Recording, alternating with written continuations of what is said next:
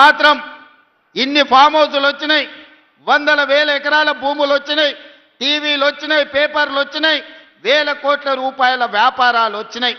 మా పేదవాళ్లకు మాత్రం డబుల్ బెడ్రూమ్ ఇండ్లు రాలే. నిజంగానే చంద్రశేఖరరావు అనుకొని ఉండుంటే 10 ఏళ్లలో 20 లక్షల కోట్లు ప్రజలు పన్ను కట్టి చంద్రశేఖరరావుకి ఇచ్చిండ్రు. సంవత్సరానికి 2 లక్షల ఇండ్లు ఒకవేళ కట్టున్నా 10 ఏళ్లలో 20 లక్షల ఇండ్లు కట్టడానికి అవకాశం ఉండే. కానీ చంద్రశేఖరరావు గారు పేదల ఆత్మగౌరవం కోసం పనిచేయలే. పేదలకు డబుల్ బెడ్రూమ్ ఇండ్లు ఇవ్వాలన్న పట్టుదలకు పోలేదు.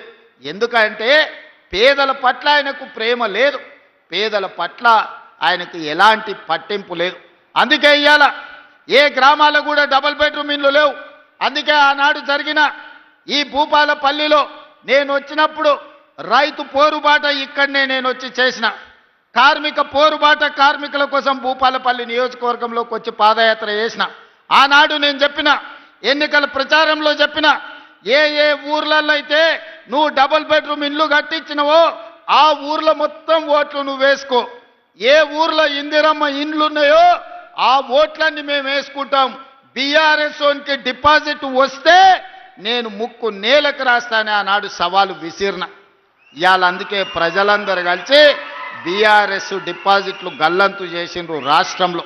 అందుకే ఇవాళ తెలంగాణ రాష్ట్రంలో ప్రతి నియోజకవర్గానికి 3500 ఇండ్ల ప్రకారం 4.5 లక్షల ఇండ్లు 22,500 కోట్ల రూపాయలతోని ఇల్లు వచ్చిన ప్రతి పేదవాడికి 5 లక్షల రూపాయలు ఉచితంగా, ఎవ్వరికి ఒక అనా పైసా లంచం లేకుండా, దళార్లు లేకుండా, మధ్యలో ఎవరికన్నా కమిషన్లు లేకుండా ఈరోజు పేదల ఖాతాలో నగదు పడుతుందంటే మిత్రులు శ్రీనివాసరెడ్డి గారు నిరంతరం పర్యవేక్షించడం వల్ల తెలంగాణ రాష్ట్రంలో 4.5 లక్షల పేదలకు మేలు జరిగింది.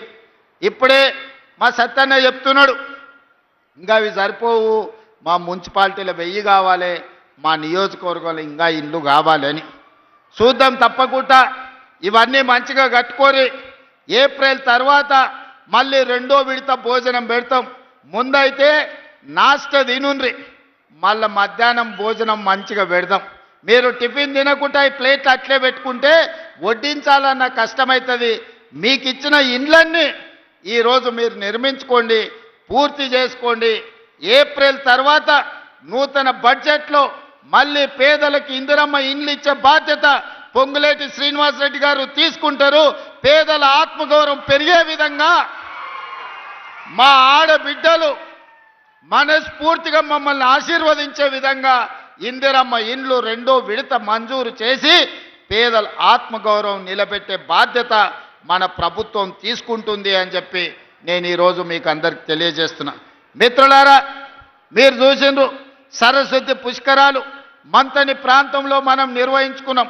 అద్భుతంగా లక్షలాది మంది సరస్వతి పుష్కరాలలో పాల్గొన్నారు. ఆ తర్వాత నిన్నగాక మొన్న సమ్మక్క సారలమ్మ 1000 ఏళ్లకు గుర్తుండే విధంగా ఈనాడు అద్భుతమైన కట్టడాలతోని 100 రోజుల్లోనే సమ్మక్క సారలమ్మను విస్తరిస్తే దాదాపుగా 2 కోట్ల మంది భక్తులు సమ్మక్క సారలమ్మను సందర్శించుకున్నారు. సమ్మక్క సారలమ్మకు పోయిన వాళ్ళందరూ భూపాలపల్లి ప్రాంతం నుంచే వెళ్ళడం జరుగుతుంది. ఈరోజు రామప్ప చెరువు నుంచి కూడా జంపన్న వాగులకు నీళ్ళిచ్చే కార్యక్రమాన్ని రాబోయే రోజులలో దక్షిణ కుంభమేళగా ఈరోజు మనము సమ్మక్క సారలమ్మ జాతరని నిర్వహించుకున్నాము. ఇది ఒక గొప్ప అనుభూతి. ఇందులో మా అక్క కొండా సురేఖమ్మ నిరంతరం సమ్మక్క సారలమ్మ పనులను పర్యవేక్షించి, ఒక పక్కన సీతక్క, 2వ పక్కన సురేఖమ్మ, వీళ్ళిద్దరిని పొంగులేటి శ్రీనివాసరెడ్డి గారు సమన్వయం చేసి ఈరోజు దేశంలోనే తెలంగాణ రాష్ట్ర ప్రతిష్టను పెంచి సమ్మక్క సారలమ్మ జాతరను పూర్తి చేసుకొని ఈరోజు తెలంగాణ గౌరవాన్ని, కీర్తి ప్రతిష్టను వాళ్ళు పెంపొందించడం జరిగింది.